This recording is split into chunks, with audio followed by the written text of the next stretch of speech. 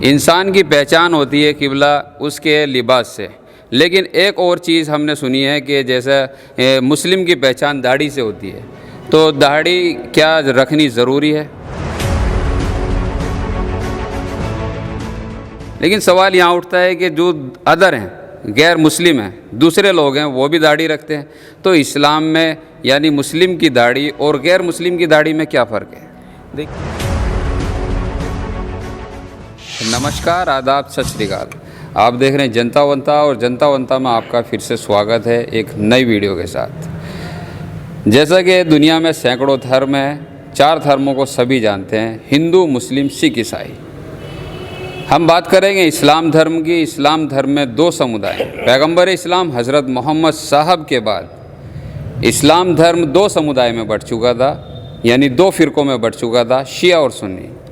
آج ہمارے ساتھ شیعہ سمودائے کے کچھ لوگ اور شیعہ دھرم گرو عالی جناب ہندوستان کے مشہور و معروف مولانا عابد رضا زیدی صاحب قبلہ موجود ہے۔ ہم ان سے کچھ سوال کریں گے جو سوال جنتا کے ہیں۔ سبھی طرح کے سوال ہوتے ہیں، لیکن ہم جنتا کے سوال کریں گے۔ جنتا کیسے بھی سوال کر سکتی ہے۔ جی، جنتا ونتا میں آپ کا سواگت ہے۔ پہلا سوال یہی ہے کہ ہم داڑھی کے متعلق کریں گے۔ انسان کی پہچان ہوتی ہے قبلہ اس کے لباس سے، لیکن ایک اور چیز ہم نے سنی ہے کہ جیسا مسلم کی پہچان داڑھی سے ہوتی ہے، تو داڑھی کیا رکھنی ضروری ہے؟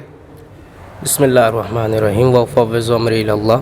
دیکھیے، اگر ہم غور و فکر کریں اور آج کے اس ترقی یافتہ انسان شاذ اور نفسیات کے جو ماہرین ڈاکٹر اور سائنسداں ہیں، انہیں آپ پڑھیں گے، ان کتابوں کو دیکھیں گے، تو آپ کو پتہ چلے گا کہ وہ حکم جو رسول صلی اللہ علیہ وآلہ وسلم نے 1400 سال پہلے دیا تھا، وہ آج ڈاکٹر اور جو پڑھے لکھے لوگ ہیں وہ اس چیز کو ثابت کر چکے ہیں کہ داڑھی جو یہ چہرے پر اگتی ہے، اس کی ایک حکمت ہے، اس کا ایک سبب ہے جس کی وجہ سے یہ داڑھی آتی ہے، کیونکہ اللہ کا کوئی بھی کام بغیر حکمت اور بغیر علت کے نہیں ہوتا ہے، اس کے پیچھے کوئی نہ کوئی ریزن ہوتا ہے۔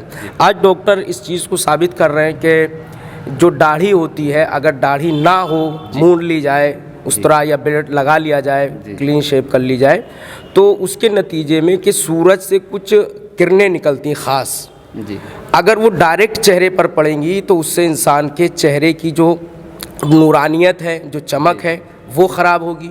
دوسرا، انسان کو کچھ ایسی بیماریاں ہیں جو انسان ان سے دوچار ہو سکتا ہے، تو یہ اللہ نے خود انسان کے ہت میں، انسان کے مفاد میں رکھا ہے، اور یہ اللہ نے فطرت میں قرار دیا ہے، یعنی اللہ نے اختیار نہیں دیا ہے کہ آپ اسے مونڈے یا نہ مونڈے۔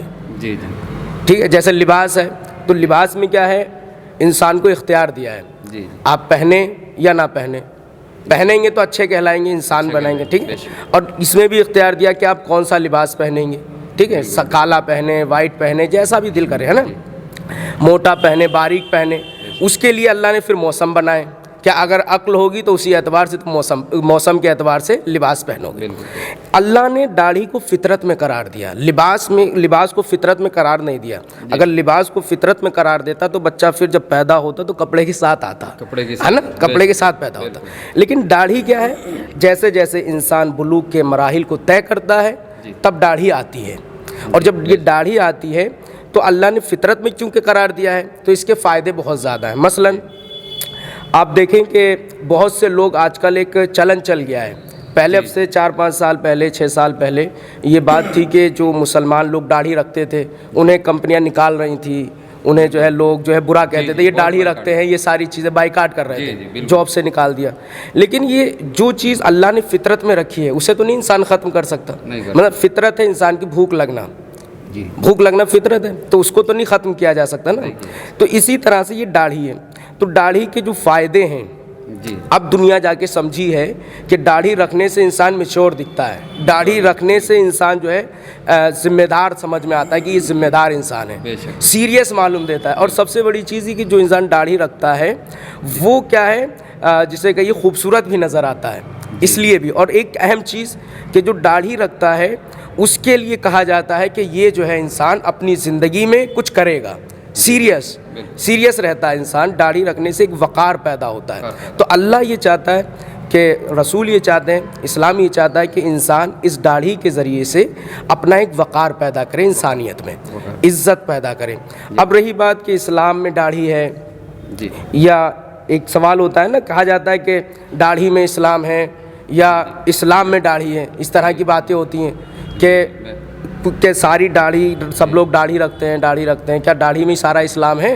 جی تو ہم یہ کہیں گے کہ اسلام جو ہے ایک نمونے کے طور پہ انسان کو دیکھنا چاہتا ہے، سیرت جو سب سے اہم ہے، کردار اہم ہے۔ مثلا یہ ایسے ہی سوال ہو جائے گا، ایسی ہی باتیں ہو جائیں گی جیسے ہم کہیں کہ اسلام، ساری نماز جو ہے اسلام میں ہے۔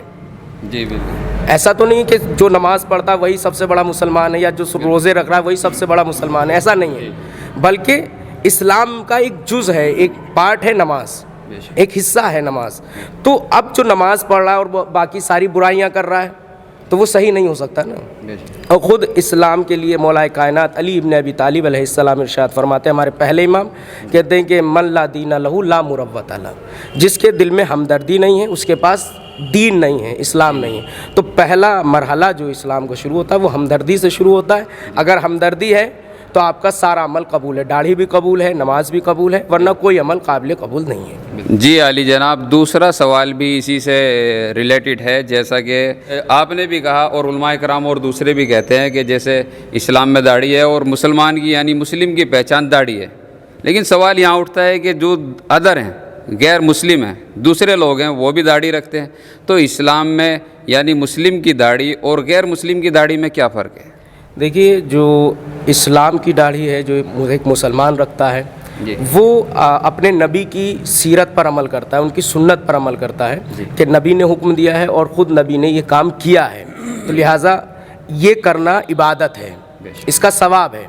اب رہی بات جو غیر مسلم ہیں وہ لوگ داڑھی رکھتے ہیں، تو وہ ایک یا تو وہ سائنٹیفک طریقے سے اس کے فائدے کو جانتے ہیں، اس وجہ سے رکھتے ہیں، یا فیشن میں رکھتے ہیں۔ اچھا، یہی وجہ ہے کہ ہماری داڑھی میں ان کی داڑھی میں ایک فرق ہے، ہماری داڑھی منظم ملے گی، مثلا یا تو سیدھی ہوگی، کم سے کم ایک مشت ہو، یا ان کے ہاں کیا ہے کوئی حد نہیں ہے، کتنی ہو، ہاں ایک مٹھی اتنی ہو کہ جو اس میں آ جائے ایک چیز۔ جو غیر مسلم ہیں وہ لوگ بھی داڑھی رکھتے ہیں، لیکن ان کی داڑھی کی کوئی نسبت نہیں ہے، کوئی فائدہ جو جسمانی طور پہ، کیونکہ میں نے کہا فطرت میں ہے تو جسمانی طور پہ تو انہیں فائدہ ہے، لیکن معنوی اعتبار سے انہیں کوئی فائدہ نہیں ہے۔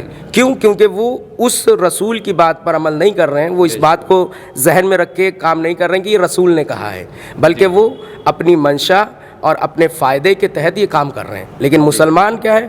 مسلمان سنت نبی، اسلام کی اطاعت اور حکم خدا کے مطابق عمل کرتے ہوئے اس کام کو کر رہا ہے، تو لہٰذا اسے ثواب بھی ہے، فائدہ بھی ہے۔ جی بہت بہت شکریہ، آپ نے جنتا ونتا کو اتنا قیمتی وقت دیا۔ جنتا ونتا چینل آپ کا شکر گزار رہے گا، اور اگر آپ لوگ کسی بھی طرح کے اگر آپ سوال کرنا چاہیں، دھارمک ہیں تو کسی بھی طرح کے سوال کرنا چاہیں تو کمنٹ سیکشن میں ضرور کر سکتے ہیں۔ ہم آپ کے سوالوں کے جواب دھرم گروؤں کے ذریعے آپ تک پہنچانے کی کوشش کریں گے۔ آپ کسی بھی سمودائے سے، ہندو ہیں، مسلم ہیں، سکھ ہیں، عیسائی ہیں، شیعہ ہیں، سنی ہیں، ہم سبھی دھرم گروؤں کے پاس جاتے ہیں اور ایسے ہی سوالات کرتے ہیں۔ جنتا ونتا کو ایسے ہی سپورٹ کرتے رہیے، پیار دیتے رہیے، اور اپنا اور اپنوں کا خیال رکھیے۔ Love you all.